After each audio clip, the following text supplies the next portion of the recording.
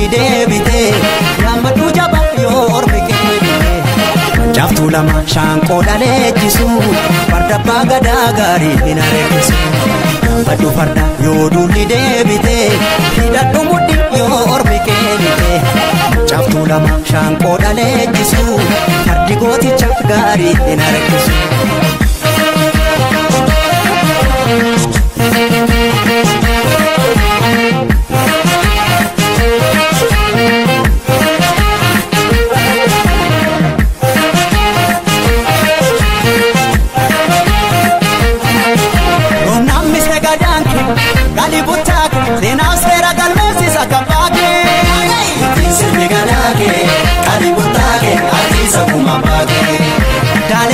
Niketi ulia biti idogarasi yadu sanagiti iti koligaleke ya bidaleke malabali lambike rababduri dula de maya rababduri dula de maya abadula tu kagesa ya jole abadula tu kagesa ya jole adasike kota muda ya fole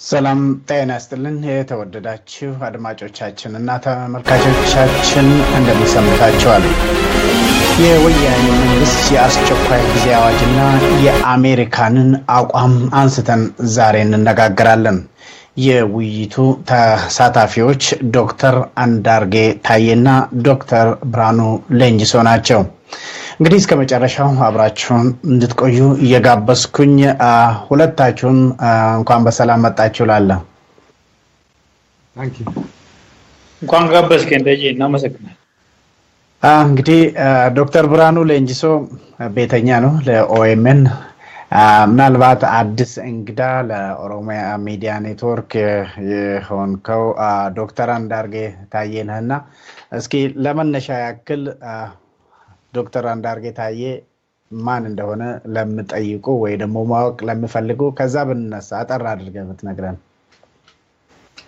እሺ በመጀመሪያ አመሰግናለሁ የመነጋገር እድል ስላመቻቻችሁልኝ ትንሽ ድምጽ ከፍ ታረጋለን እሺ በመጀመሪያ አመሰግናለሁ ይሄንን የመነጋገር እድል ስላመቻቻችሁልኝ ስሜ ያው እንደተነገረው አንዳርጌ ታዬ ነው በዚህ በዩናይትድ ስቴትስ ኖራለሁ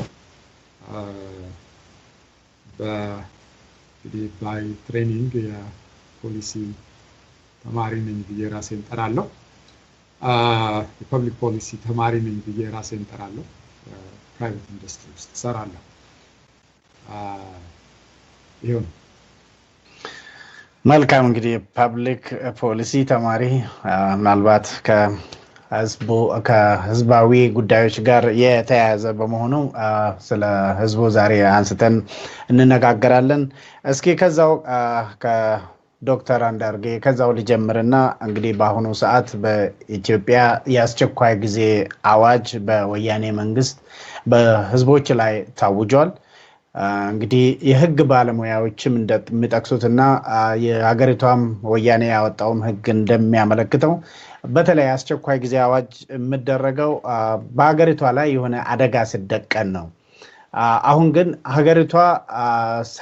ሀገርና እንግዲህ መንግስት የተለያዩ ናቸው መንግስት የወያኔ መንግስት የሀገሪቷ አካል ነው በሀገሪቷ ላይ ደግሞ የተደቀነ አካል አደጋ የለም አደጋው የተደቀነው በወያኔ መንግስት ላይ ነውና እስኪ ወደ ዝርዝር ሁኔታው እንገባለን ይሄኛውን ይሄ አስቸኳይ ጊዜ አዋጁን አላማው ምን ይመስላል በአንተ አስተያየት አላማው ምንድነው well እንግዲህ የስቴት ኦፍ ኢመርጀንሲ አላማ ምንድነው ቢባል አላማውን ስቴት ኦፍ ኢመርጀንሲውን አዘጋጀው ያሉትን ሰዎች የሚመልሱት ይመስለኛል አላማው እነሱ የመለሱትን መናገር መድገም ያው ህዝብ የሚያቀውን ነገር በድገም ነው የሚሆነው እነሱ ያሳበቧቸው ምክንያቶች እንደ ህግ ባለሙያ መናገር አልችልም ግን የፖሊሲ ኢምፕሊኬሽኑን መናገር እችላለሁ በዛ ዙሪያ ላይ አንዳንድ ነገሮችን የግል አስተያየት ማንሳት እችላለሁ በዋናነት እነሱ ሊያቀርቡት የሞከሩት some sort of national crisis እንዳለ ነው ይሄም በህጋዊው መንገድ መንግስት ሊቆጣጠረው ያልቻለ የህዝብ እንቅስቃሴ የህዝብ አመጽ አለ ነው የሚሉት እናም ደግሞ ያ በንብረትና በህይወት ላይ አደጋ አድርሷል ህዝብ መንግስት እነዚህን የማስከበር የመጠበቅ ኃላፊነት አለበት ይሄንን ለማድረግ state of emergency ያስፈልጋል ብሎ ወይም ይሄ አዋጁ ያስፈልጋል ብሎ ነው የሚሉት በሌላ በኩል ደግሞ ይሄንኑ ነገር እንመልከተው ያልን እንደሆነ የኢትዮጵያ ህዝብ እንዴት ያየዋል እንደ ግለሰብ እኔም እንዴት አየዋለሁ ብዬ ባነሳ ግን ሲጀመር የስቴት ኦፍ ኢመርጀንሲ ወይም ይሄ የጊዜያዊ አዋጁ ኃይልን ለመጠቀም ማዕከል አድርጎ የተቀመጠ አቅጣጫ ነው በመጀመሪያ ደረጃ ችግሩ አሁን ያለው የህዝብ የፍትህ ጥያቄ የህዝብ የነጻነት ጥያቄ የህዝብ የእኩልነት ጥያቄ የህዝብ ፖለቲካል መብቱን የመጠቀም ጥያቄን በኃይል መልሶ በመጫን መልስ መስጠት አይቻልም ሲጀመር ለችግሩ ትክክለኛ መልስም አይደለም እንደ ፖሊሲ ዳይሬክሽን ብናየው ማለት ነው በሁለተኛ ደረጃ ተፈጠሩ የተባሉትን ችግሮች መንግስት በህጋዊ መስመሩ ሊቆጣጠራቸው አልተቻለም የተባሉት ችግሮች የገመገምን እንደሆነ የተፈጠሩት በራሱ በመንግስት ኃይል እንጂ በህዝብ አይደለም ይሄ ከከተማ ከቦታ አንስቶ አርጊው ማድረግ ይቻላል አይደለም ስለዚህ መንግስት ራሱን ነው እንጂ ማቀብ የነበረበት የህዝብን መብት አልነበረም ማቀብ የነበረበት ምክንያቱም ይሄ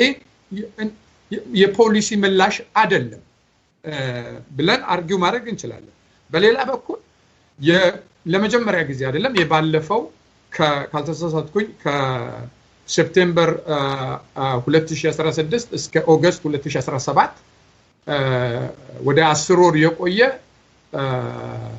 ስቴት ኦፍ ኢመርጀንሲ ውስጥ አልፏል ከዛ ኤክስፒሪየንስ የተገኘው ነገር ምንድነው ብለን ስንል መንግስት ይሄንን እንደ ምክንያት ያቀርበው እንደ መፍትሄ ያቀርበው የተጣጣመና አንዱ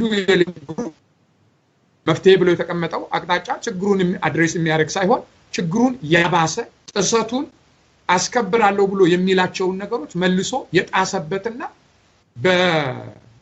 በስቴት ኦፍ ኢመርጀንሲ ምክንያት የብዙን የዜጋን መብት የተጣሰበት ጊዜ ቢኖር አንዱ ያ እንዲያውም ከስቴት ኦፍ ኢመርጀንሲው ጊዜ ከሆነው ይልቅ በስቴት ኦፍ ኢመርጀንሲው ጊዜ የሆነው ህግ መጣስ የዜጎች መብት መጣስ በዚያን ጊዜ በብዙ መመዘኛ ማይታየት ይችላል ጎልቶ የታየበት በ10 ሺዎች የሚቆጠሩ ወደ ወህኒ የወረዱበት ብዙ ስቃይ ያለፉበት ነው ከዚያም ባሻገር ደግሞ በርካታ አይነት የመብት ጥሰት በህግ አስፈጻሚ በሚባለው ወይም በኃይል በሄዱበት መንገድ የተሰራ ነው ያንን ኤክስፒሪየንስ የትናንትናውን ኤክስፒሪየንስ እና አሁን ላለው ወቅታዊ የኢትዮጵያ ህዝብ ጥያቄና ችግር ተብሎ ለተቀመጠው ተመልሶ ያው ያልሰራ አቅጣጫ ያልሰራ ፖሊሲ መልሶ ኢምፕሊመንት ማድረግ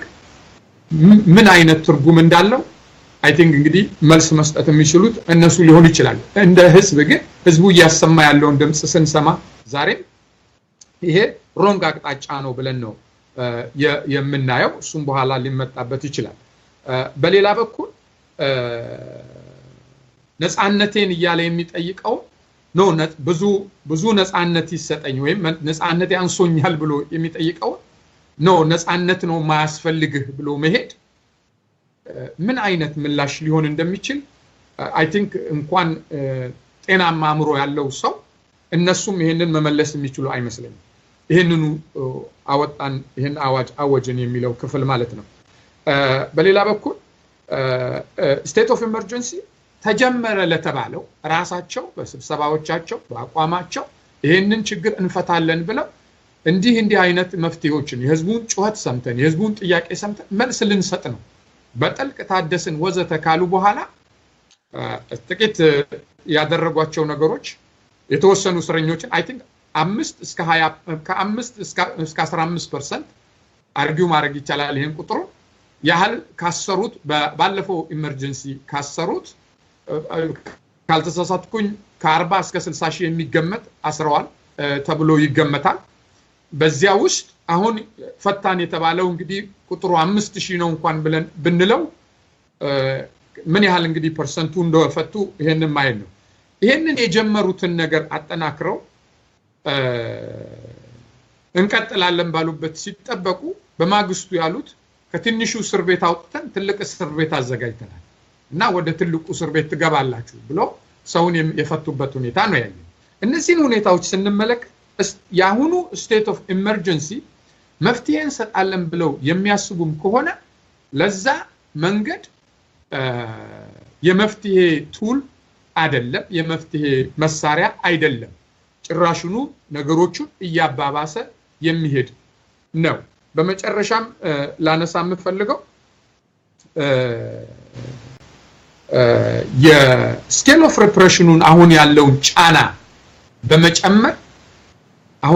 ጫና በመጨመር የህዝቡን ጥያቄ የህዝቡን ለነጻነት የሚያደርገውን ትግል እገታለው ብሎ ከታስቦ የተደረገ ከሆነ ግን ኤግዛክትሊ ተቃራኒውን ነው የሚሰራው ለምን ያልን እንደሆነ ህዝብ ትግሉን ለትግሉ ምክንያት ባደረጋቸው ነገሮች ድሪቭን እየሆነ እንጂ እየታገለ ያለው ለትግሉ በሚሰጠው ምላሽ አይደለም ትግሉን እየመራ ያለው ስለዚህ ህዝቡ መንግስት ይሄንን ነገር ሊሰማና አግባብ ያለው መልስ ሊሰጥ ፈቀደም አልፈቀደም የሚታገልበት ምክንያት ስላለ ትግሉ ይቀጥላል ስለዚህ በዚህም ከባለፈው ኤክስፒሪየንስ ያየነው ስፔሻሊ ደግሞ ባለፈው 3 አመት ያየነው ኤግዛክትሊ ይሄን ይሄ አሁን ገና እንግዲህ ህጋዊነት ራሱ የሌለው የህጋዊ መሰረት የሌለው ስቴት ኦፍ ኢመርጀንሲ ብለው ያወጁት በምንም መመዘኛ ቢታይ ከጉዳት በስተቀር ጥቅም የለውም የኢትዮጵያ ህዝብ ትግል ግን ይቀጥላል ብዬ አስባለሁ ምክንያቱም ትግሉን አስፈላጊ ያደረገው ምክንያት እስካለ ድረስ ትግሉ ይቀጥላል ጥሩ ዶክተር አንዳርጌ ታዬ እንግዲህ ዶክተር ብርሃኑ ዶክተር አንዳርጌ እንዳለው እንግዲህ ኃይልን ለመጠቀም የተቀመጠ አቅጣጫ ነው ችግሮቹ በመንግስት እንጂ በህዝብ የተፈጠሩም አይደሉም ህጋዊ መሰረትም የለውም ነው እንግዲህ ያለው ዶክተር አንዳርጌና ስለዚህ ስለ አስቸኳይ ጊዜ አዋጅ ብዙ ጊዜ ስትከታተልም ስትናገርም ነበርና በተለይ አንዳንድ ወገኖች አስቸኳይ ጊዜ አዋጅ ሀገር በጠላት ስትወረር ነው በዚህ መስፈርት መሰረት ጠላት ማን ነው ሀገር አልተወረረችምና ጠላት ማን ነው ወያኔ ራሱ ጠላት ነው በህዝቦች ላይ ያወጀው ጦርነት ነው እስከ ማለት ምደርሱ አሉ እንደው አንዳንዶቹ ደግሞ ውሃት ራሱን ለመጣል ዋትን ለመጣል ከውስጥ ምሰሩ ሰዎች አሉ እንዳሉ ነው ምጠረጥሩም ሰው አሉና እስኪ ህጋዊ መሰረት የለውም ስንል እስኪ ከዚህ በፊት ላልተከታተሉ ወገኖች ብዙን ጊዜ ተከታተል ነበርና ከጅምሩ ምንድነው ህጋዊ መሰረት እንዳይኖረው ይሄን አስቸኳይ ጊዜ አዋጁን ያደረገውና ችግሮቹ በመንግስት እንጂ በህዝብ አልተፈጠረም ብለዋል ዶክተር አንዳርጌ ከዚህ ጋር ተስማማለህ ወይ አመሰግናለሁ ደጀኔ ዶክተር አንዳርጌ እውነትም ወደ OMN ስለመጣ እኔም ደስ ብሎኛል እንኳን ደህና መጣ ያነሳውንም ሐሳብ በጣም እስማማለሁ ብዙዎቹ መሰረታዊ የህግ መሰረት አለው ወይ የለውም የሚለው ነገር በሁለት መንገድ ማየት እንችላለን። የመጀመሪያው የአስቸኳይ ጊዜ አዋጅ የሚታወጀው መቼ ነው የሚለውን ጥያቄ መጠየቅ ነው። የአስቸኳይ ጊዜ አዋጅ የሚታወጀው አንተ እንዳነሳው ሀገሪቷ በጠላት ስትወረር ነው ወይም ደግሞ ተፈጥሯዊ የሆነ ችግር ሲደርስ ነው። በዚህ እንግዲህ በዚህ አኳያ ነባራዊ ያለው የህግ ማዕቀፍ ሊቆጣጠረው የማይችል ነገር ሲሆንና ህገ መንግስቱ አደጋ ላይ ሲወርቅ ይሄ አዋጅ እንደሚታወጅ ይደነግጋል ማለት ነው ህገ መንግስቱ። ዶክተር እንዳርጌ እንዳነሳው ወያኔ አሁን ላለው ችግር ተጠያቂ ነኝ ብሏል እኮ ራሱ በተደጋጋሚ ለዚህ ችግር መሰረቱ እኛ ነን ብሎ በቅርብ ደግሞ የማዕከላዊ ስራ አስፈጻሚ ኮሚቴያቸው ስብሰባ ላይ ይሄንን ለህዝቡ ተናግረዋል። እንግዲህ እነሱ የችግሩ ምንጭ ከሆኑ ይሄንን የአስቸኳይ ጊዜ አዋጅ ራሳቸው ላይ ነው ማለት ነው ማወጅ ያለው ባለው በሎጂክ ካየ ነው ማለት ነው። ግን ከዚህ በፊትም በታሪክ እንደምናውቀው በተለያዩ ጊዜ የአስቸኳይ ጊዜ አዋጅ ታውጇል ባይዘው ኢትዮጵያ ውስጥ 4-5 ጊዜ እንደውም አንድ ጊዜ ታውጆ ያልተነሳበት ሁኔታ ሁሉ ያለ ጊዜ ያለና በተደጋጋሚ ሲጠቀሙበት የነበረው ግን ከልምዳቸው ስናይ ራሳቸውን ከችግር ለማዳን ነው የሚጠቀሙበት። ሀገሪቷ ችግር ውስጥ ስትገባ ሳይሆን ራሳቸው ችግር ውስጥ ሲገቡ ወይም ደግሞ ችግር ፈጥሮ በችግራቸው ሲተበተቡ ችግራቸውን ለመፍታት ህዝቡ ላይ የአስቸኳይ ጊዜ አዋጁን ያውጃሉ ማለት ነው። ስለዚህ ይሄ ህዝብ በራሳቸው ችግር በሰንሰለት እየታሰረ ነው ለ27 ዓመት የኖረው። አንዱ እሱ ነው። ሌላኛው የህግ ማዕቀፍ አሁን የታወጀውን ነገር ስናይ ዶክተር እንዳርጌ ያነሳቸው ብዙ ዝርዝር ነገሮች አሉ እዛ ውስጥ አልገባ። አሁን ባለው ሁኔታ ህገ መንግስቱን አደጋ ላይ የሚጥል ነገር ብሎ የጠቀሱት የሆኑ ሰዎች ከአንድ ቦታ ወደ ሌላ ቦታ መንቀሳቀስ አልቻልንም ብሎ ነገሩን ነው የሚሉት። ገንዘብ ማፍራት አልቻልንም ብሎ ነገሩን ነው የሚሉት። በብሔራችን ተጠቀም ብሎ ነገሩን ነው የሚሉት። እንግዲህ የቱ ጋር ነው መቼ ነው ይሄን ነገሯቸው የሚለው ነገር እንዳለ ነው። ይሄ የህገ መንግስቱን መሰረት የሚንድ ነው ብሎ የሚኒስትሮች ምክር ቤት ስላመነበት አወጀ ነው የሚሉት። በርግጥ የሚኒስትሮች ምክር ቤት ከዚህ በፊትም በተደጋጋሚ እንደተናገርነው አላወጀም። የሚኒስትሮች ምክር ቤት በዚህ ጉዳይ ላይ አልተስማማም። ስለዚህ የመፈንቅለ መንግስት ነው ሁሉ የሚባልበት አካሄድ እንዳለ ከዚህ በፊትም ተናግረናል። ዞሮ ምንድነው ዛሬ የተለየው ነገር ደጀኔ? ይሄ የአስቸኳይ ጊዜ አዋጅ ከታወጀ አሁን በዚህ ሰዓት 48 ሰዓት ሞልቶታል። ይሄ አዋጅ የሚኒስትሮች ምክር ቤት ይሄን አዋጅ የማወጅ ህገ መንግስታዊ መብት አለው። ግን በ48 ሰዓት ጊዜ ውስጥ ለተወካዮች ምክር ቤት አቅርቦ በ2/3 ማጸደቅ አለበት ነው የሚለው። ይሄ የሚሆነው የሚኒስትሮች ምክር ቤት ስራ ላይ ባለ ጊዜ ነው። ከሌለ ግን በ15 ቀን ይሆናል ይላል። አሁን ህገ መንግስቱን አንቀጽ 58 ንዑስ ቁጥር 2ን ስናይ የኢፌዴሪ የተወካዮች ምክር ቤት ስራ ላይ የሚሆነው ከመጨረሻው የመስከረም ሰኞ እስከ ሰኔ 30 ነው የሚለው። ከመጨረሻው የመስከረም ሰኞ እስከ ሰኔ 30 ድረስ ስራ ላይ ነው። አንድ ወር በዚህ ጊዜ ካስፈለገ እረፍት ማወጅ ይችላል ይላል። ግን ሲታወጅ የሚታወቅበት ሁኔታ መኖር አለበት። ስለዚህ አይዲያሊ አንድ ሰው አሁን ፓርላማው ስራ ላይ ነው ያለው። ስራ ላይ ካለ ደግሞ በ48 ሰዓት ላይ ማቅረብ ነበረበት፣ አልቀረበም።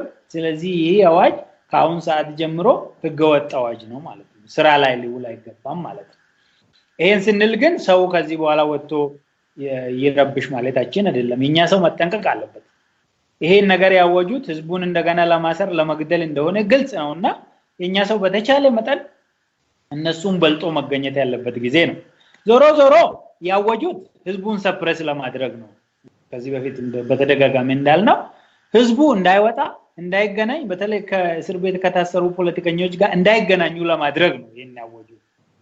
ዞሮ ምንድነው ያደረጉት? በተቃራኒው ዶክተር እንዳርጌ እንዳለው ህዝቡ ወደ መንገድ እንዲወጣ እየጋበዙ ነው ዛሬ ጎንደርና ባህር ዳር አካባቢ የገበያ ለማውጣት እገዳ ተደርጎ ቀኑ ሙሉ ገበያ ተዘግቶ ነው ያዋለው የዚህ እገዳ ምክንያት ደግሞ ህገ መንግስት አዋጁ የአስቸኳይ ጊዜ አዋጅ ያለ ስርዓት ህገወጥ አዋጅ ነው የሚል ነው ማለት ነው ተቃውሞ ወያኔ ተቃውሞ አቆማለሁ ብላ ተቃውሞ እየጠራች ነው ማለት ይሄን ነገር መድገም ነው ይሄ አንድ ህብረተሰብ በእንደዚህ አይነት እንቅስቃሴ ለመብት ይታገላል ብሎ ራሱ ሲነሳ ማለት ነው በመሰረቱ the principle of social movement ህዝቡ ላይ የሚደርሰው ጫና አንቢረብል እንዲሆን ማድረግ ነው መስቀል ወደ ላይ ማንሳት አሁን ህዝቡ ከሚሰራው በላይ ወያኔ ራሱ ተጨምሮበት ይሄ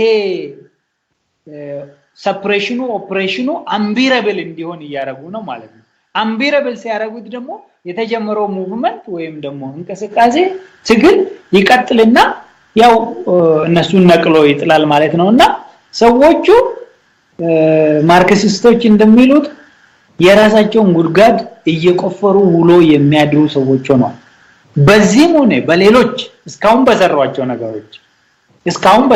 ነገሮች ጥሩም ሊሆን ይችላል እስረኞችም መፍታት ሊሆን ይችላል የሚያረጉት ነገር በሙሉ እነሱን ወደ መቃብራቸው የሚወስዳቸው ነገር ሆኖ ነው የምናየው ደጀኔ ጥሩ እስኪ ዶክተር አንዳርጌ አሁን እንደውም በዚህ በፌስቡክ ላይ እንደማየውና በተለያዩ ሶሻል ሚዲያዎች እንደምነገረው በወልቂጤ ከፍተኛ እልቂት አለ ህዝባዊ ሙቭመንት አለ ወይ ደግሞ ህዝባዊ እንብተኝነት አለ በዛ ሰበብ በወልቂጤ ብዙ ሰዎች ተገለዋል በኦሮሚያ እንዳለ ህዝባዊ ተቃውሞ አለ በአማራ በስዳማ ያልፈነዳ ህዝባዊ እንቅስቃሴ አለ በኮንሶ እና በሌሎችም አካባቢዎች ይሄ ያለ ግን በዚህ አስቸኳይ ጊዜ አዋጅ ባወጡት አዋጅ ውስጥ ይሄንን ያወጅ ነው በህዝቡ ጥያቄ ቀርቦልን ነው ያሉትና እስኪ ይሄ በህዝባዊ የሆነ ጉዳዮችን እንደሚያጠና ሰው ወይ ደግሞ እንደምከታተል ሰው ይሄን እንዴት ታያዋለህ ወያል እንግዲህ በመጀመሪያ ደረጃ ቅድም የተባለው ነገር ነው አሁን የሥርዓቱ ቁንጮች ግራ ስለገባቸው የሚያረጉት ነገር ሁሉም ነገር በእንግሊዘኛ ሰልፍ ዲፊቲንግ የሚባል አባባል አለ አይደለም ራስን ወደ መጣል ራስን ወደ ችግር ውስጥ ወደ ተወሳሰበ ነገር ውስጥ መጨመር እንጂ መፍትሄ አይደለም ያያርጋሉ አሁን ላነሳው ነገር የህዝብ ጥያቄ ነው የህዝብ ጥያቄ እኮ በግልጽ ኦሬዲ ቀርቧል በእነዚህ ሁሉ መፈክሮች ሚሊዮንስ ከሀገሪቷ ጫፍ ሚሊዮንስ እየወጡ ያሉት ኢመርጀንሲ ስቴት ኦፍ ኢመርጀንሲ አውጁልን ነፃነት በዛብን እስር ቤት ጨምሩን ወታደር ላኩና ቀጥቅጡን ይሄንን ነው እንደሰማነው መፈክር ይሄ ህዝብ እኮ በድብቅ አይደለም ጥያቄውን ያቀርባል በስውር ቦታ አይደለም ውይይት ያደረገው በየመንገዱ እየሞተ እየረገፈ ነው እኮ ወጣቱ ሽማግሌው አዛውንቱ የሃይማኖት አባቶች የሀገር ሽማግሌዎች እናቶች ልጆች ወጣው እየሞቱ በመቃብር ቦታ ሬሳቸውን እየቀበሩ ሟቹን እየቀበሩ ጥያቄያቸውን እኮ በአደባባይ የተናገሩት ስቴት ኦፍ ኢመርጀንሲ ይታወጅልን ነፃነት በዛብን አይደለም እኮ ያሉት ሲምፕሊ ከዚህ በላይ ይህንን ጭቆና ተሸክመን መኖር አንችልም አንድ የበሰበሰ አንድ የገማ ድርጅት ይሄንን በርግጥ የበሰበሰ የገማ የሚለውን ቃል ያመጣሁት ከራሳቸው እነሱ በስብሰናል ገምተናል ብለው ነው ራሳቸውን አሰስ ያደርጉት እነሱ ራሳቸውን በዛ መልኩ ሲያስቀምጡ ህዝብ ደግሞ ይህ የበሰበሰና የገማ ስርዓት ከዚህ በኋላ ሊያስተዳድረኝ ጥያቄ ሊመልስ ገቨርን ሊያረግ አልቻለም ለውጥ ያስፈልጋል ብሎ ነው ህዝቡ ጥያቄ ያቀረበው ለማን ነው ለህዝብ ጥያቄ ያቀረብን የሚሉ ባጭሩ ጥያቄውን ለመመለስ የህዝቡ ጥያቄ ግልጽ ነው በሌላ በኩል ግን የህዝብ ጥያቄ ነው ብለው የሚሉት እንግዲህ ህዝብ የምንለው ከ90 ሚሊዮን በላይ ይሄ መንግስት በቃን ካለው ህዝብን እሱን ከሆነ ህዝብ ምንለው ከህዝብ የሰማነው ጥያቄ ነው በርግጥ ጥቂቶች አሉ አሁንም በሚዲያም እንደምንሰማው የሥርዓቱ ተጠቃሚዎች የሥርዓቱ ደጋፊዎች ለምን ትረብሹናላችሁ ለምን እኛ ስንከብር ለምን እኛ ሲመቸን ለምን እኛ ሲደላ ለምን እኛ ስንዘርፍ ትንጫጫላችሁ ብለው የሚሉ ልክ ነው እነሱ እንግዲህ ጥያቄ አቅርበው ሊሆን ይችላል የህዝብ ጥያቄ ግን ግልጽ ነው የህዝብ ጥያቄ በአደባባይ ነው የቀረበው የህዝብን ጥያቄ ደግሞ እነሱም ፕሬሸር ባረጋቸው ጊዜ ራሳችንን ተመለከትን ብለው ያሉት በስብሰናል ለውጥ ያስፈልጋል ብለው ነው ያሉት ሶ እኔ የህዝብ ጥያቄ ምን እንደሆነ ግልጽ ነው ብዬ ነው መልካም እስኪ ዶክተር ብርሃኑ እንግዲህ አሁን ያየን ያለነው ብዙውን ጊዜ ዶክተር መረራ ይሉ የነበረው ነገር አለ ወያኔ ሁለት ምርኩዞች አሉት ነው በተለይ እስኪ ሁለተኛውን እንተውና አንደኛው የጸጥታ ኃይሉን ወታደሮቹን ፖሊሶቹን እና ጆሮ ጣቢዎችን ወይ ደግሞ ነጭ ለባሽ የሚባሉትን ነውና እንግዲህ አሁን ያ የመጨረሻ የተባለውን የመጨረሻ ምርኩዙን ለመጠቀም ወስኗል እንግዲህ በሌላ በኩል ቄሮ የኦሮሞ ወጣቶች ያንን ህዝባዊ እንቅስቃሴውን ይገፉበታል አሁን ያው መጨረሻ አንተ እንዳልከው ሁሉም ነገር በአንክሮ እንዲከታተሉ ነው ፋኖ የአማራ ወጣቶችም በዛ መልኩ አሁን እንደውም ህዝባዊ ጥያቄውን የሚያነሱ በተለይ ከደቡብ የጉራጌ ወጣቶች ካልተሳሳትኩኝ ዛርማ ወይ ደግሞ በነሱ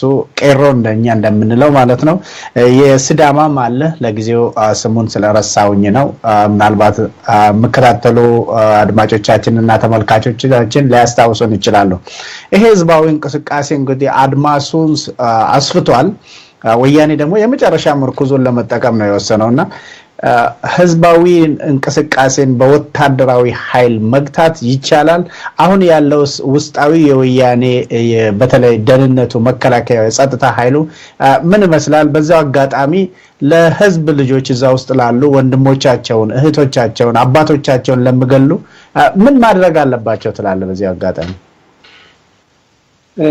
አመሰግናለሁ ደጀኔ ጥሩ ጥያቄ ነው በመጀመሪያ ደረጃ ምርኩዙ ላይ እንደሚኖር ምንም ግልጽ ነው ይሄ እሱን ተጠቅሞ ወይ አስፈራርቶበት ነው የሚኖረው እስከዛሬ ድረስ ቢያንስ ግን አሁን እሱንም ምርኩዝ ደግሞ ሙሉ በሙሉ እንደማይጠቀምበት ደረጃ ላይ ደርሷል በፍጹም ወያኔ ወታደሩን ሙሉ በሙሉ ተማምኖበት የሚጠቀምበት ደረጃ ላይ አይደለም በየቀኑ ይሄ ጄነራል የሾመ ያሳደገ ምንም ይለው ሊያስፈራራበት ነው እንጂ ያ ወታደር ከህዝብ ጋር ቢገናኝ በአንድ ቀን እንደሚፈርስ ያውቃሉ ምክንያቱም የህዝብ ልጆች ናቸው የሚሞተው እኮ ወንድሙ ነው የሚሞተው እኮ እናት አባቱ ነው ኬት ከሌላ ቦታ እኮ አላመጣቸው የህዝብ ልጆች እኮ ናቸው እነዚህ ምንም አይነት እዛ ሀገር ላይ ያለ እኔ በድፍረት የምነግርህ ሲነጋገሩ ስለማይተማመኑ ነው እንጂ ወያኔ ውስጥ ያለው እያንዳንዱ ሰው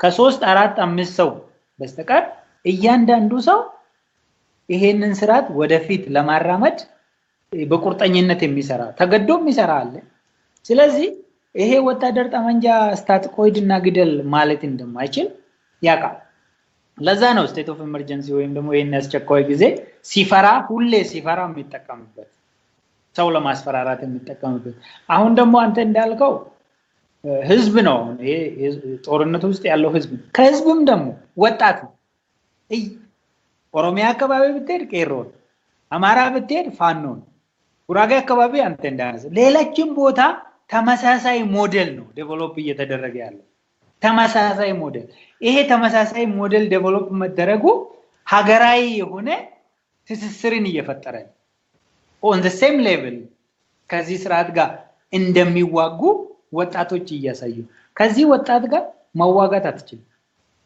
ከወጣት ጋር ተዋግተ የትም አትደርስ ስለዚህ ዞሮ ይሄ ስርዓት የሚያድነው ምርኩዝ የለውም ከዚህ በኋላ ወታደር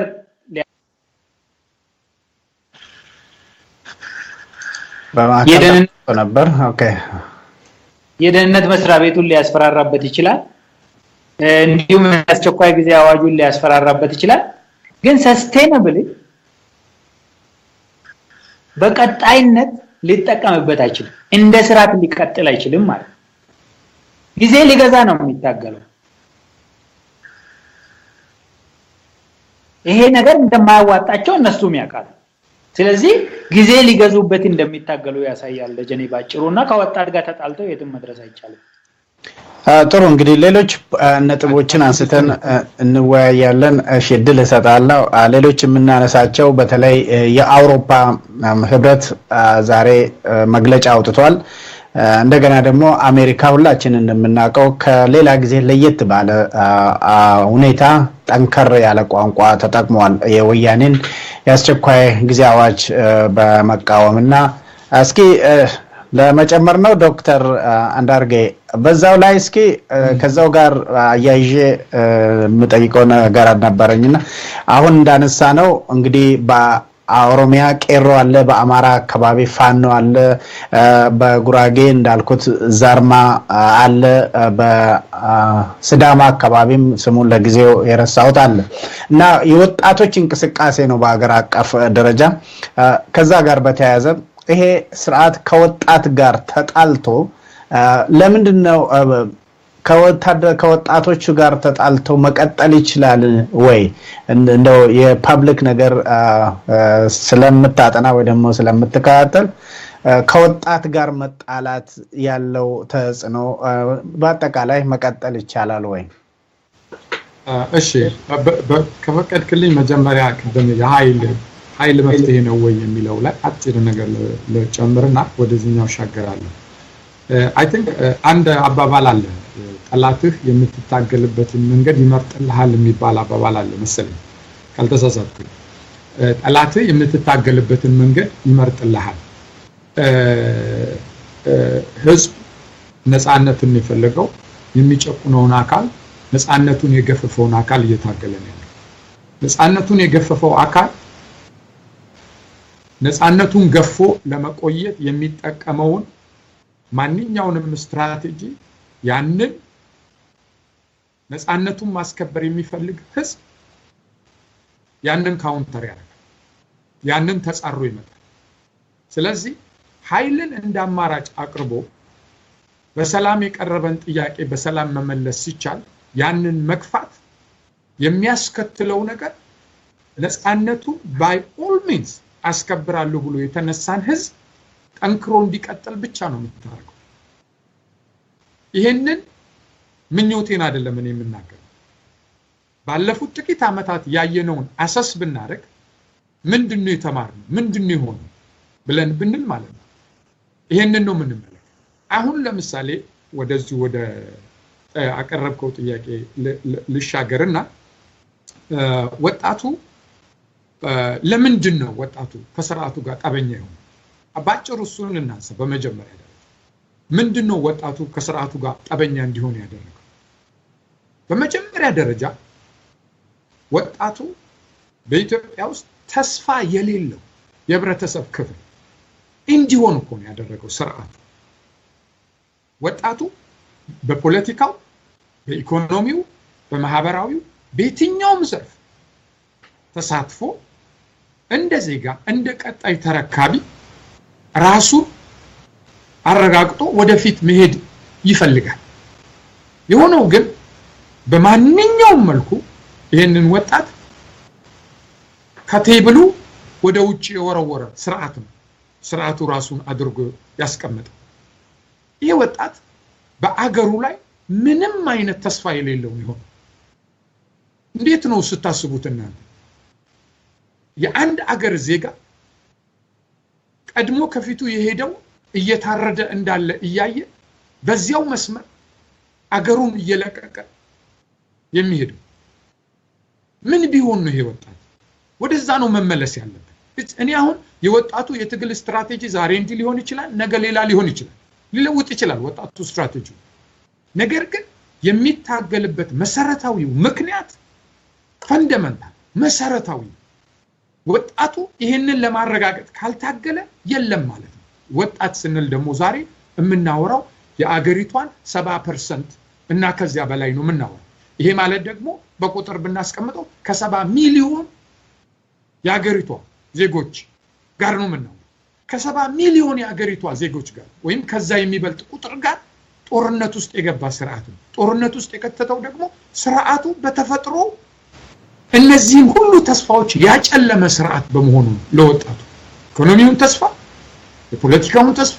በየትኛውም ጉዳይ ላይ ወጣቱ ራሱን ሆኖ ወደፊት መራመድ የሚችልበት እድል ስላሳጣው ስለዚህ ይሄንን ከልክለህ 70 ሚሊዮን በላይ የሆነውን ዲሞግራፊ በአጠቃላይ ማርጂናላይዝ አድርገህ ወደ ጎን ጎርውረህ 30 አይነት የኃይል መስመር 30 አይነት ይሄንን ሪፕሬሽን አካሄዳለሁ ብለህ ብታስብ እኔ መቼም እንደው እንደ ፖሊሲ ዳይሬክሽን እነዚህ ሰዎች የሀገሪቷን ዜጎች ራሱ አያውቁም ወደ ማለት ነው እንድትመጣ የሚያደርግ ማን ነው እዚህ ሀገር ውስጥ የሚኖረው ያቃሉ ማን ነው የዚች ሀገር ስቴክ ሆልደር ያቃሉ ትልቁ ስቴክ ሆልደር በዚች ሀገር ውስጥ ዛሬ ወጣቱ ይሄ ወጣት ደግሞ ኮምፕሊትሊ ከዚህ ስርዓት ራሱ አካል አርጎ ማየት የማይችልበት ደረጃ ላይ ደርሷል ስለዚህ ይሄ ወጣት በየትኛው መንገድ ይሁን ተገላለበት ወይም መጥፋቱ አለቀ ምንም ምርጫ የለውም ለዚህ ወጣት ትግል ሌክዠሪ አይደለም ትግል መዝናኛ አይደለም ትግል ሆቢ አይደለም ለዚህ ወጣት ትግል የህልውና ማረጋገጫ መንገድ ነው ስለዚህ ወጣቱ ምክንያት አለው ወጣቱ ትግሉ ይቀጥላል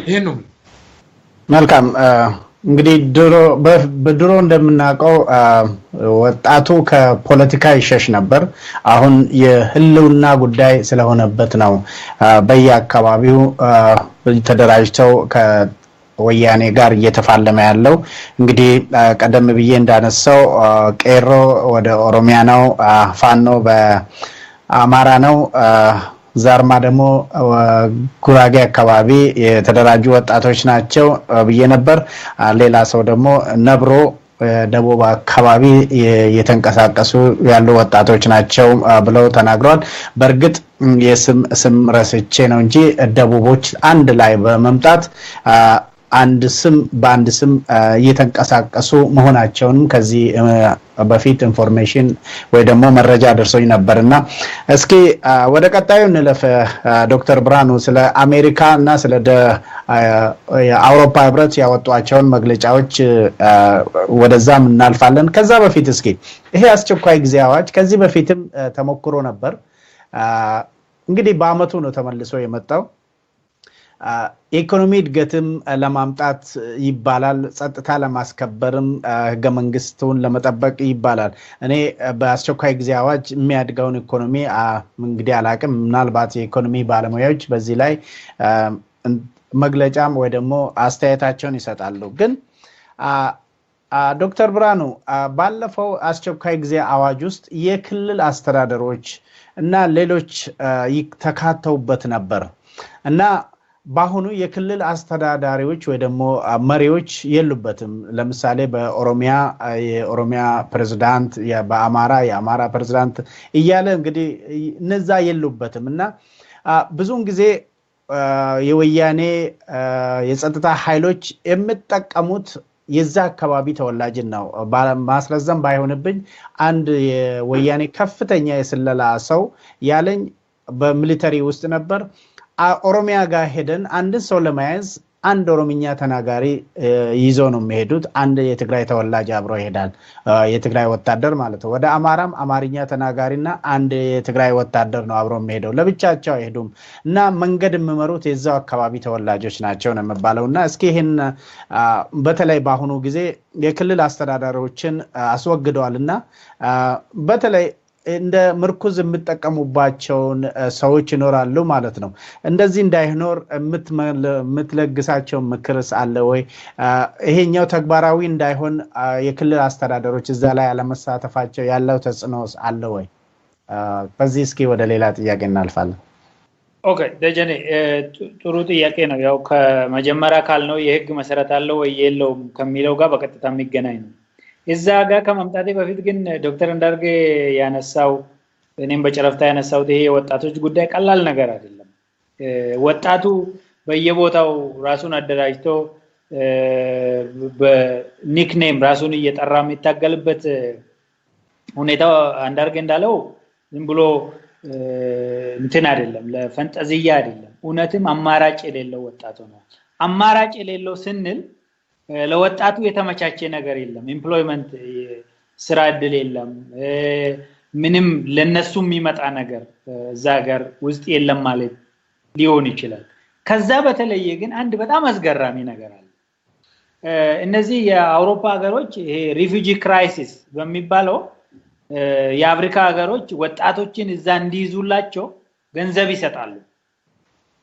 ወያኔ የአፍሪካን የኢትዮጵያን ወጣቶች እንዲሁም የኤሪትሪያን ወጣቶች የሶማሊያን ወጣቶች እዚህ ይዝላቸዋለሁ ብሎ በየአመቱ በቢሊየንስ የሚቆጠር ዩሮ እየወሰደ ጠመንጃ ገዝቶበት በዛ ጠመንጃ ወጣቱን ይገልበታል። ስለዚህ የወጣቱ ችግር ብቻ ሳይሆን ደብል ችግር፣ በችግራቸው ገንዘብ ጄነሬት ያደርጉበታል፣ በችግራቸው ጄነሬት በተደረገ ገንዘብ ደግሞ እንደገና ተመልሶ እነሱን ይገሉበታል፣ ያስሩበታል ማለት ነውና የወጣቱ ችግር እውነት በጣም በጣም በጣም አስከፊ ችግር ነው። በጣም የተደራረበ ችግር ነው።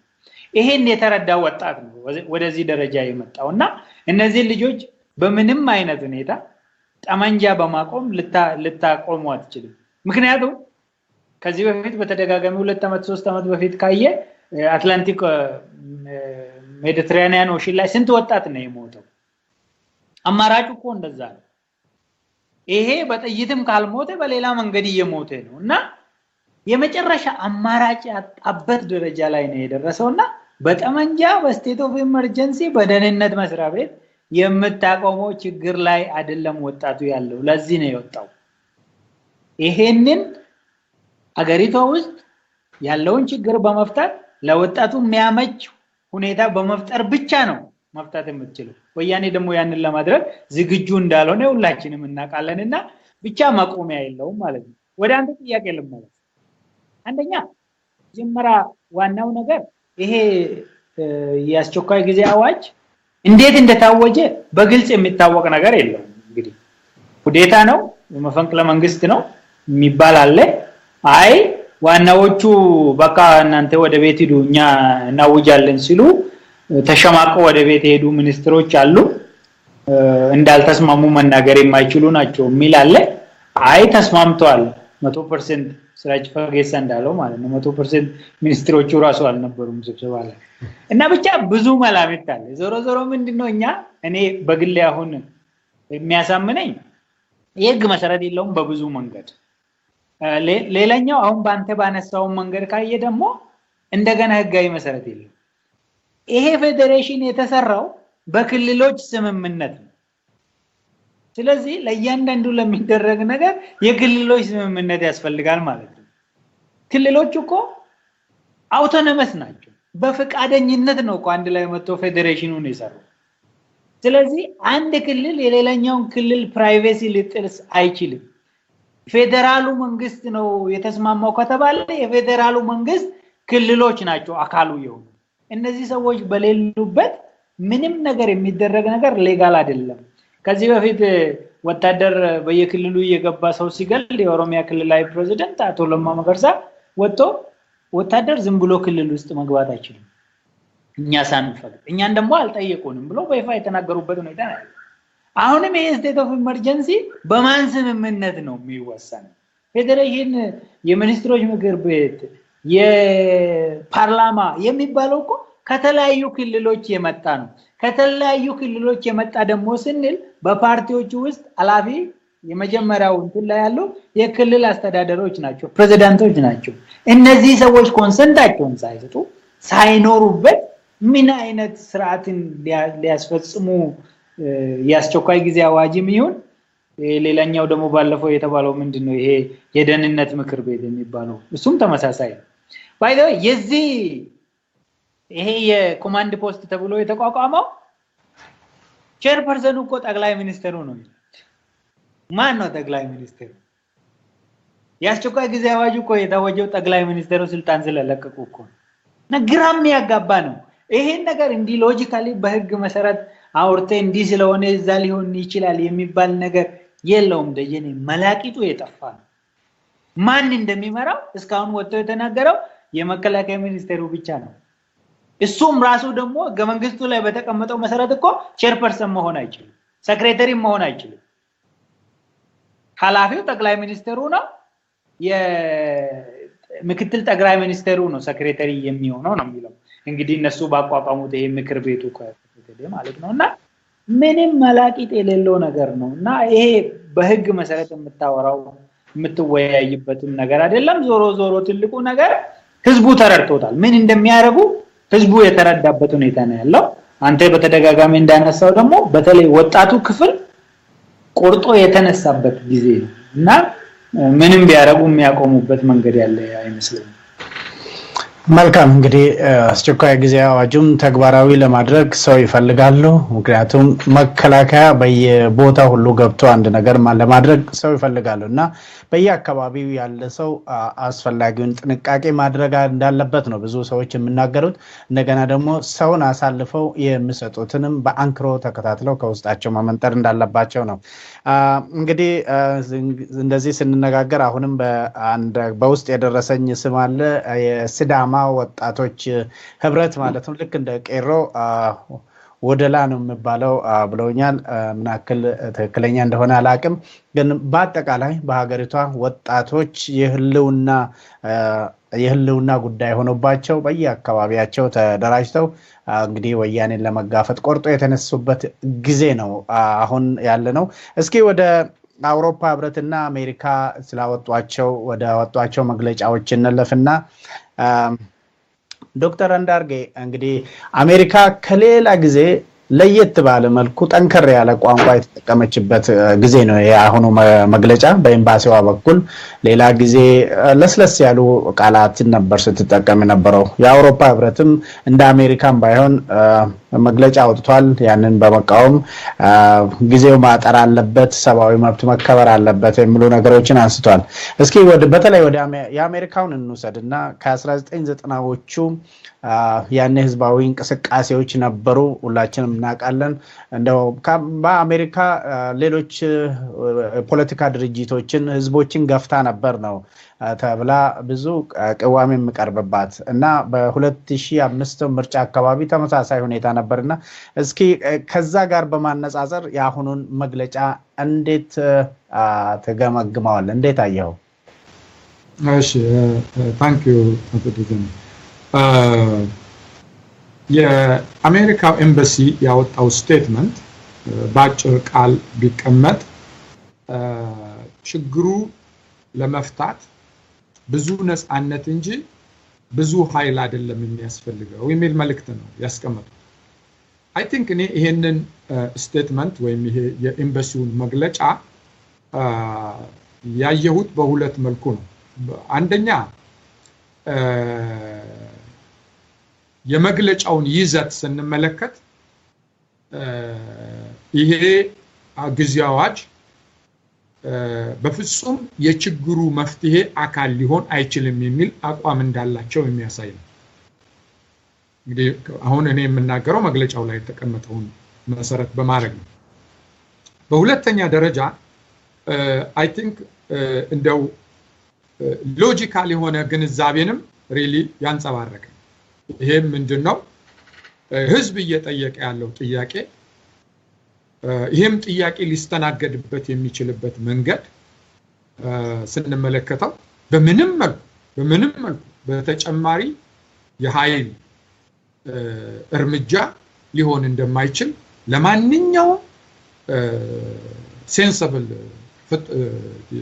ሰው ሰባዊ ፍጡር ግልጽ ነው አይ ቲንክ ለመጀመሪያ ጊዜ ሰባዊነት ወይም አንድ ሰው የሆነ ሰው ሊያስበው የሚችለው ነገር ነው ኤምባሲው ያቀረበው በሁለተኛ ደረጃ እኔ ያየሁ ያለሁት ነገር ምንድነው አይ ቲንክ ኤምባሲው ወይም ስቴት ዲፓርትመንት እንግዲህ ኤምባሲው የስቴት ዲፓርትመንት ሪፕሬዘንቴሽን ነው ወይም አገርን ወክሎ ያለ ነው እየተመለከቱ ያሉት አንድ ነገር ያለ ይመስላል። ይሄም ምንድነው?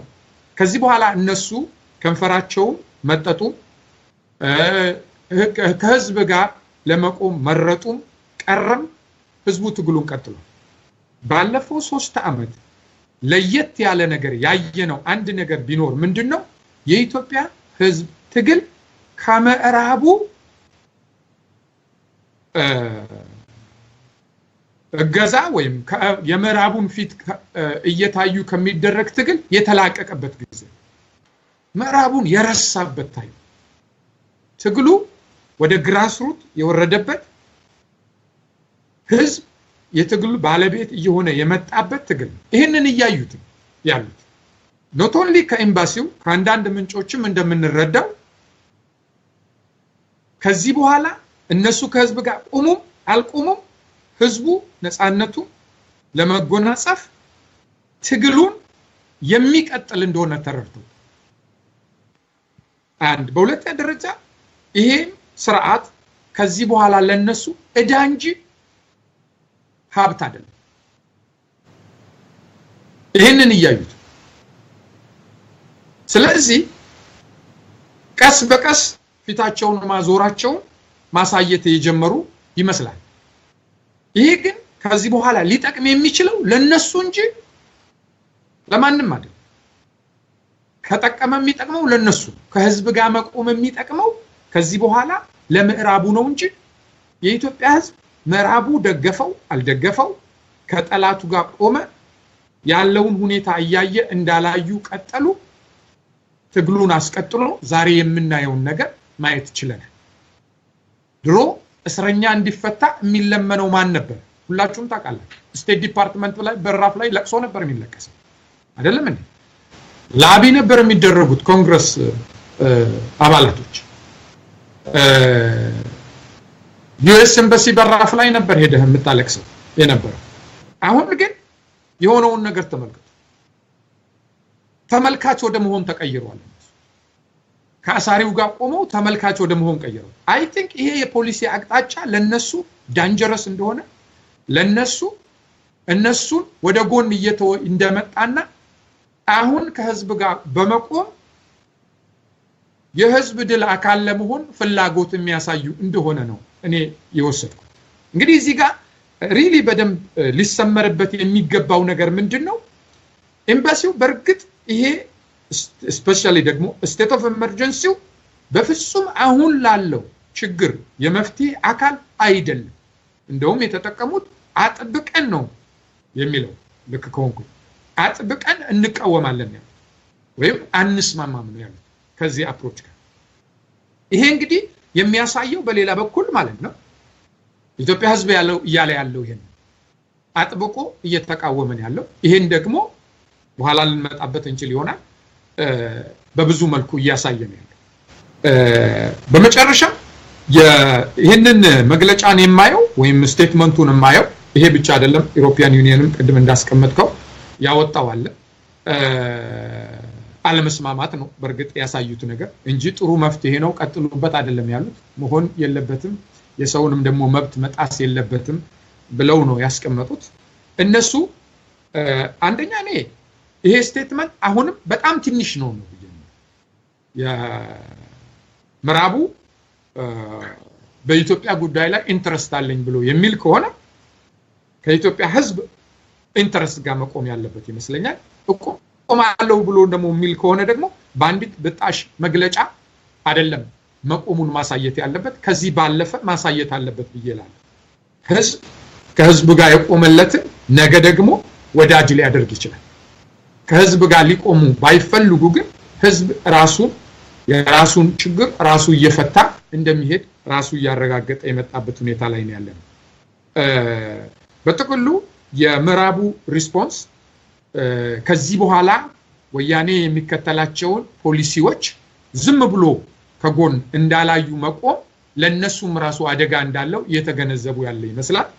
እኔ ያስጨነቃቸው እንደውም የኢትዮጵያ ህዝብ ችግር አይመስልም። የራሳቸው ከጫወታ ውጪ የሆኑ መምጣታቸው ያሳሰባቸው ይመስለኛል። ያ ካሳሰባቸው ደግሞ መፍትሄው ከዚህ በላይ መሄድ የጀመሩትን ቢል አሁን የዚህ በኮንግረስ አቅርቦ ውይይት የጀመረበትን ቢል ማጽደቅ ነው ያለባቸው። ከዛ ባሻገር ወያኔን ይሄንን ሪፕሬሽን ማስቀጠል የሚችልበት የፖለቲካና የአቅም እርዳታቸው መቀነስ እና ማቆም ነው ያለባቸው። በተለያየ መልኩ ከህዝቡ ጋር የሚቆሙበትን መንገድ አስፍተው መመልከትና ከህዝብ ጋር መስራት ነው ያለባቸው። ይሄን ነው ማድረግ ያለባቸው።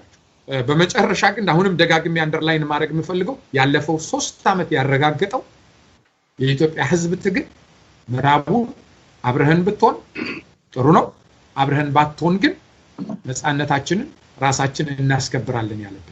አይ ቲንክ እኔ ለኢትዮጵያ ህዝብ የሚያዋጣው መንገድ እሱ ነው ብዬ ነው ማምነው። ለሁሉም ግን ባለቀ ሰዓትም ቢሆን ይሄን ማለታቸው ትክክል ነው። ትክክል ስለሆነ ነው እንጂ እነሱ ስላሉት አይደለም ይሄንን የምደግፈው። ትክክለኛ ነገር ነው የተናገሩት። ስለዚህ ከዚህ አልፈው ግን ጄኒውን የሆነ ኢንተረስት ማሳየት አለባቸው የህዝብን ትግል ለመደገፍ ብዬ ነው ማስበው። ይሄ ነው። መልካም ዶክተር አንዳርጌ፣ እንግዲህ ዶክተር መረራም ለረጅም ጊዜ ሲናገሩ የነበሩትም ይሄን ነው። ፈረንጅና እግዚአብሔር ሰው ተንቀሳቅሶ ከሰራ ብቻ ነው እርዳታ የሚያደርጉት ስሉ ነበርና አንዳንድ አክቲቪስቶችም ይሁን በተለይ ዲያስፖራው ላይ ያሉት የውጭ ሀገር ሰዎች ወይ ደግሞ ሀገሮች እርዳታ ስጡን አይደለም ከመሃላችን ውጡልን የሚል ነበር መልእክትም ሲያስተላልፉ የነበሩትና አንድ እርምጃ ይመስላል ወደፊት። ግን ይሄ ዶክተር ብርሃኑ እንግዲህ ይሄ አሁን አሜሪካም ይሁን አውሮፓ ህብረት ያወጧቸው መግለጫዎች በተለይ በወያኔ መንግስት ላይ ምን ያክል ተጽዕኖ ያሳድራል ብለህ ትገምታለህ? በእርግጥ አንዳንድ ምልክቶች በቅርቡ ዋሽንግተን የመጡት የወያኔ ባለስልጣናት እነኛ የአሜሪካ ባለስልጣናት እንግዲህ እጅ እንትን እንደነሷቸው ነበር። እንግዲህ እስኪ ተጽዕኖ ምን ያክል ተጽዕኖ ኖረዋል? በፊት የነበሩ ፕሬዝዳንት እንደውም ወደዛው ተጉዘው እጅግ ዲሞክራቲክ አገር አድርገው ነበር ምርጫውን 100% ማሸነፉ ትክክል ብለው ተናገሩበት ሁኔታ ነበርና አሁን የአሜሪካ እና የአውሮፓ ህብረት ያወጧቸው መግለጫዎች ምን ያክል ተጽዕኖ ኖራቸዋል በወያኔ መንግስት ላይ? ደጀኔ እንግዲህ ምን ያህል ይረዳሉ ነው። ዞሮ ዞሮ ወያኔ እነዚህ ኃይሎች ላይ ጥገኛ ሆኖ እንደሚኖር ይታወቃል። ስለዚህ ይሄ በወሬ ብቻ ከዚህ በፊት እንደሚደረገው በቃላት ብቻ የሚደረግና የሚሰጡትን ድጋፍ የማያቆሙ ከሆነ ምንም ዝም ብሎ የህዝቡን የማማለል ስራ ሊሆን ይችላል። እሱንም የኛ ህዝብ መጠንቀቅ አለበት። ዞሮ ዞሮ ግን ያስቀመጡት ነገር ምንድነው? መብት ለሚጠይቅ ህዝብ መብት መገደብ መልስ ሊሆን አይችልም የሚል ነገር፣ እንዲሁም ደግሞ ይሄ የአስቸኳይ ጊዜ አዋጅ በጭላንጭል ትንሽ ጭላንጭል የታየበትን ይሄ እስረኞች መፍታት የተጀመረበትን የውይይት መንገድ ሊከፍት የሚችለውን ነገር የሚያጨልም መሆኑን ማንሳታቸው ጥሩ ነገር ነው። አሜሪካ ቀድማ ማለቷ ደግሞ ሌሎች ሀገሮችን አንከር እንደሚያደርግ ይታወቃል። ለምሳሌ የአውሮፓ ዩኒየን ተመሳሳይ ስቴትመንት እንደሚያወጣ ባያወጣም እንደሚስማማ ይታወቃል። ሌሎችም ሀገሮች እና አውስትራሊያ ሌሎችም እንደሚከተሉ የአፍሪካ ዩኒየንን ጨምሮ ይሄንን መንገድ እንደሚከተሉ ይታወቃል። ዞሮ ዞሮ ግን አንዳርጌ እንዳለው ከዚህ ውጪ ምንም አማራጭ የላቸውም። ይሄን ካላረጉ ሌላ የተሻለ አማራጭ የላቸውም። እነ ቄሮ እነ ፋኖ እነ ነብሮ እነ ዘርማ እነ ወደላ አይሰሟቸውም፣ ያውቃል። ደግሞ የሀገሪቷ ዕጣ ፈንታ ደግሞ እነሱ እጅ ላይ እንዳለ በትክክል ያውቃል። ስለዚህ አሜሪካም ሆነ አውሮፓ እንዲሁም ሌሎች ሀገሮች እዚህ ምስራቅ አፍሪካ ላይ የተለየ ፍላጎት ያላቸው ሀገሮች ናቸው። የሚፈልጉት ነገር አላቸው። ያንን ነገር ለማድረግ ከህዝቡ ጋር መቆም ብቸኛ አማራጭ እንደሆነ ያውቃሉ። በሌላ መንገድ አልሸባብን ማን ፋብሪኬት እንደሚያደርግ አውቀዋል።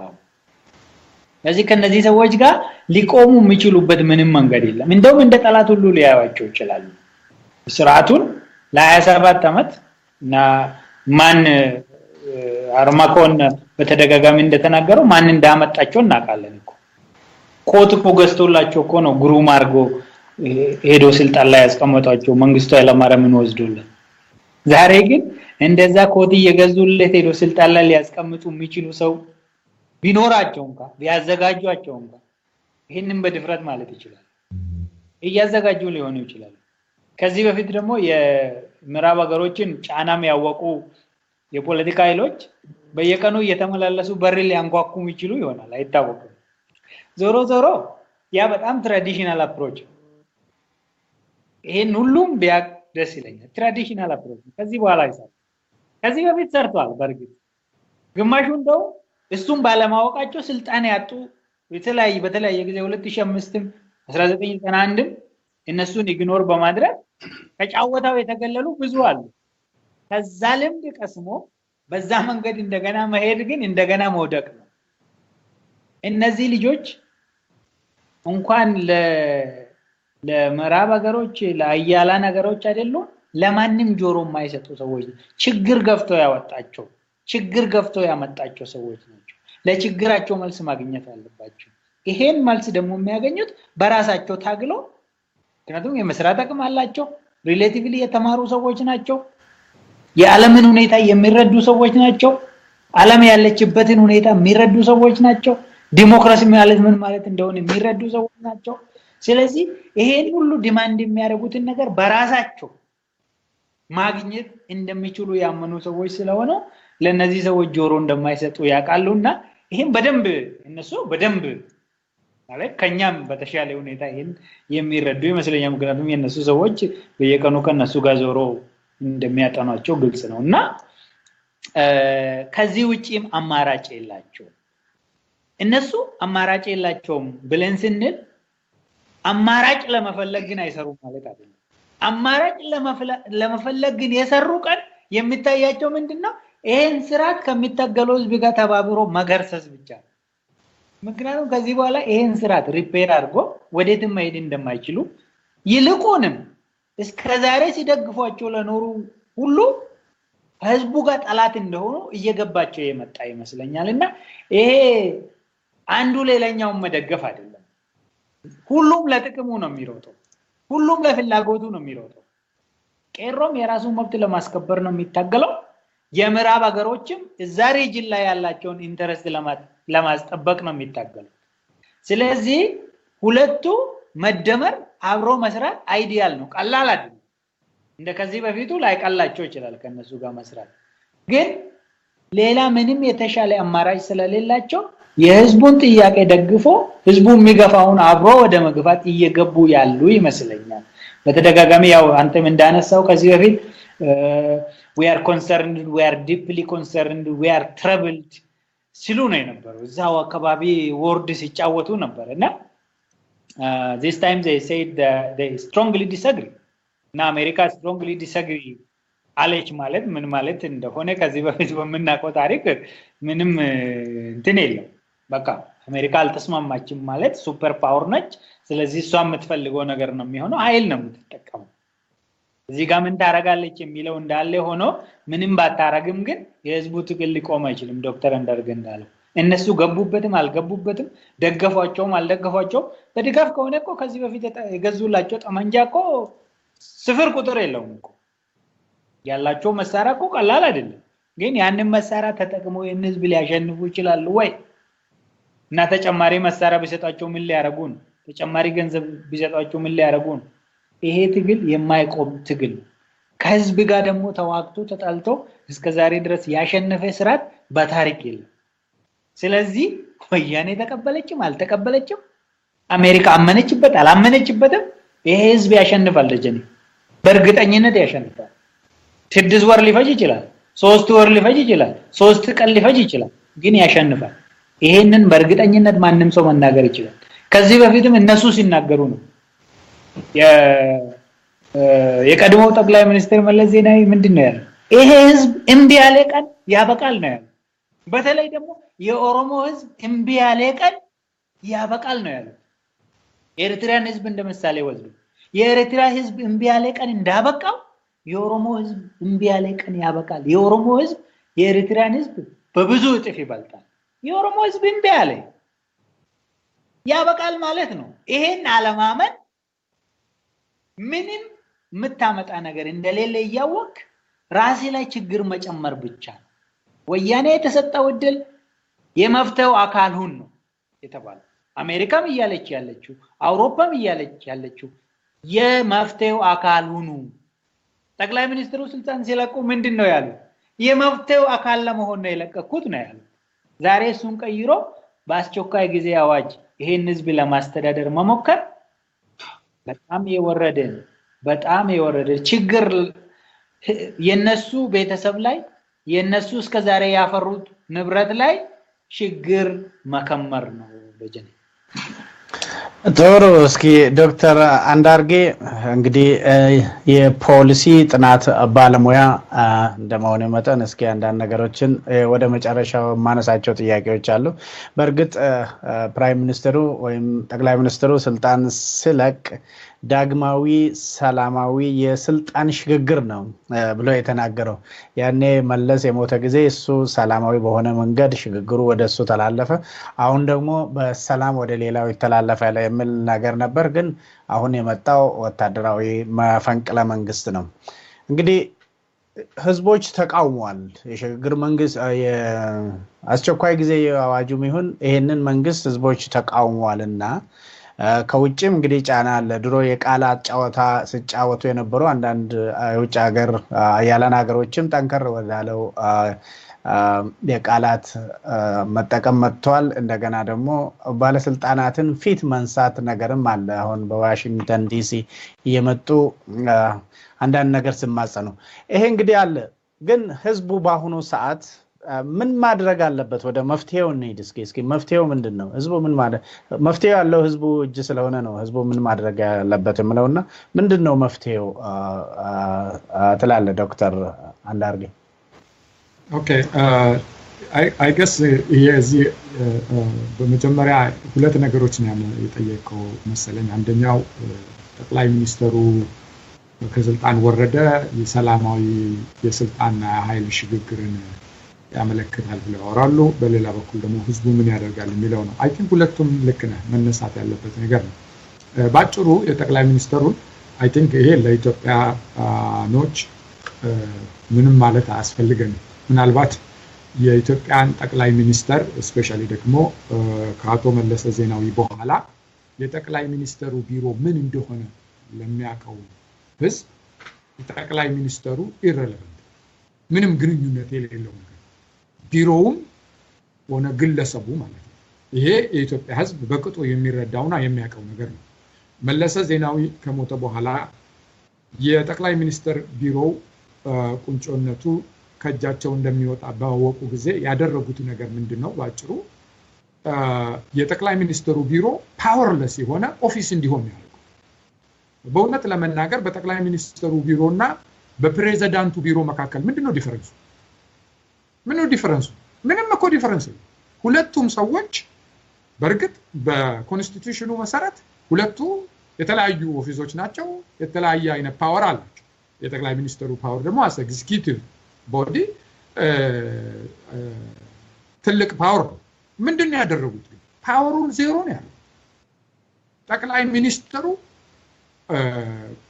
አቶ ኃይለማርያም ስልክ አንስቶ የትኛውን ዲፓርትመንት ነው ዳይሬክሽን መስጠት የሚችል የለም እያንዳንዱ በጠቅላይ ሚኒስትር ቢሮ ስር ያሉ ዲፓርትመንቶች በምክትልነት ያስቀመጧቸው የቲፒኤልኤፍ ሰዎች የሚዘውሩት ነው ይህንኑ ቢሮ ፓወሩ በታት ነው ፓወርለስ እንዲሆን አድርገው የተጫወቱ ከዛ ደግሞ ያስቀመጡት ሰው ደግሞ በዛ ላይ ተጨምሮበት ማለት ነው የሰውየው ባህሪ ተጨምሮበት እንግዲህ ምን አይነት ባለፈው 7 ስንት ነው 6-7 አመት ቆይቷል አይደለም በቆየበት በእነዚህ ጊዜያቶች ውስጥ ምንድን ነበር ስለዚህ አሁን መውረዱ መነጋገሪያ እንኳን አይደለም መቀለጃ ከመሆን አይ ቲንክ ኮሜዲያኖች ትንሽ ደና ቢዝነስ ወይም አቴንሽን ያገኙ ይመስለኛል ከፖለቲከኞች ይልቅ ማለት ነው የሰውየውን መውረድ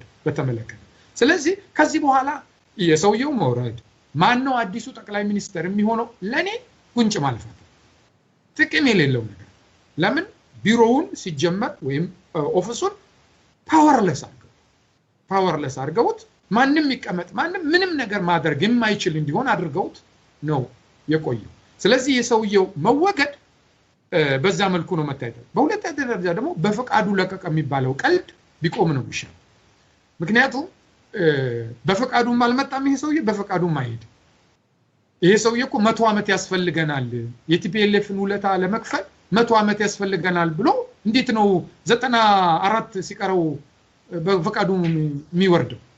መቆየትና 94ቱን ጨርሶ ውለታውን ከፍሎ ነው መውረድ ያለው። ግን የሆነው ነገር ምንድነው? ውጣ ያሉት ውረድ ሲሉት ወርዳለሁ። አይ ቲንክ ስለመውረዱ ሲናገርም መናገር ያለበት ስቴትመንት ምን የተነገሩት ነው የተናገረው ብዬ ነው።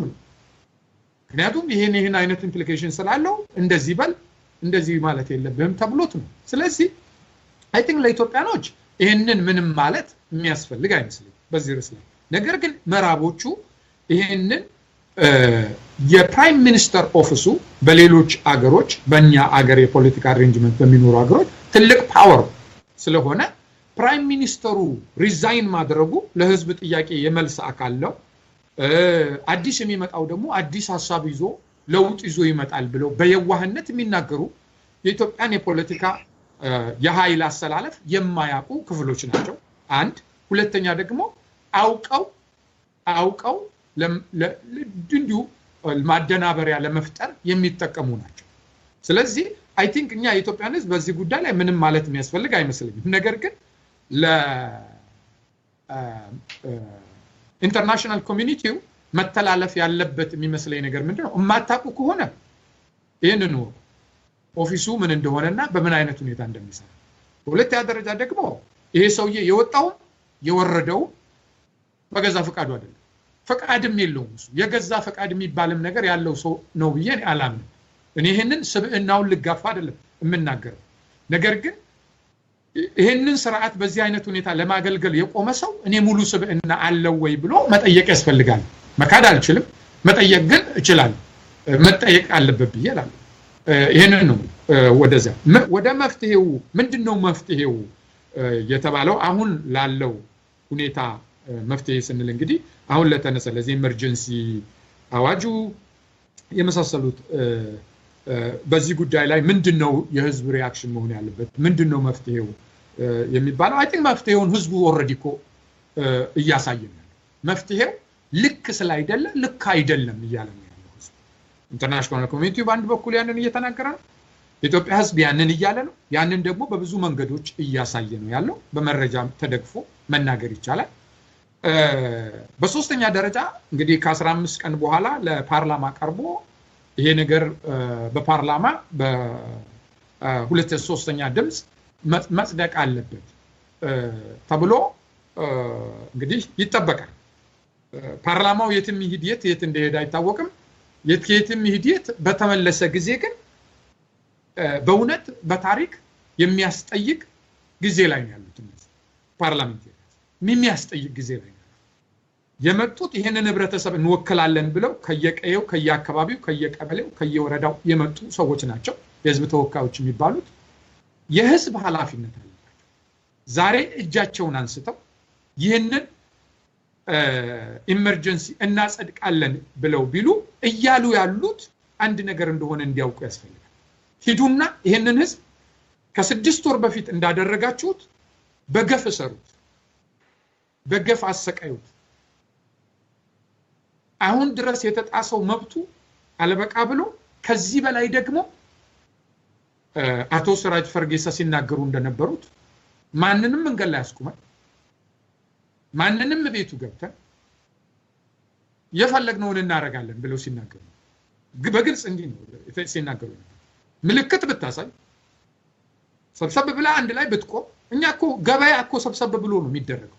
እኛ ሀገር ውስጥ ገበያ ሰው በአንድ ቦታ ላይ ተሰብስቦ ነው የሚያደርገው። ወደ ገበያ ሲሄድ ሰው አንድ ላይ ነው የሚሄደው። ገበያ እኮ መሄድን መከልከል እና እነዚህ ፓርላሜንታሪያንስ ወይም የህዝብ ተመራጮች ዛሬ እንኳን ባለቀ ሰዓት የህዝብ ተመራጭ ነን ብለው የሚሉ የህዝብ ተመራጮች ናቸው ሌላ ጥያቄ ነው የህዝብ ተመራጭ ነን ብለው የሚሉ ከሆነ ማሳየት ያለባቸው የመጡበት አካባቢ ያለው ህዝብ ምን ይያለ ነው ሂዱና ይሄንን ቮት አርጉ ደግፉልኝ እውነት ነው እኔ ስቴት ኦፍ ኢመርጀንሲ ያስፈልገኛል ብሏል ካለ ያንን ያድርጉ ካላለ ግን እስቲ ለታሪክ ለመጀመሪያ ጊዜ ከህዝብ ጋር ይቆም ነው ይበል ይሄንን ቮት አናረግ ለምን ባለፈው በተደረገው ተመክሮ አልሰራም ያደረገው ነገር ቢኖር ምንድነው ችግሩን ያሰፋው በህዝብና በመንግስት መካከል ያለውን ቅራኔን ያሰፋው እነሱም የመንግስት አካል ናቸው በእነሱና በህዝብ መካከል ያለውን ቅራኔን ያሰፋው የነሱን ተጠያቂነት ነው ያበዛው ባለፈው እነሱ ናቸው ያጸደቁት አሁንም ተመልሰው እጃቸውን አውጥተው ይሄን የሚያረጉ ከሆነ ግን ታሪክ የሚጠይቃቸው ታይም ላይ ነው ትልቅ እድል ተከፍቶላቸዋል እጆቻቸውን አንስተው ይሄንን ማለት ይችላል ይሄ ከዚህ በፊት አልሰራም ከዚህ በኋላ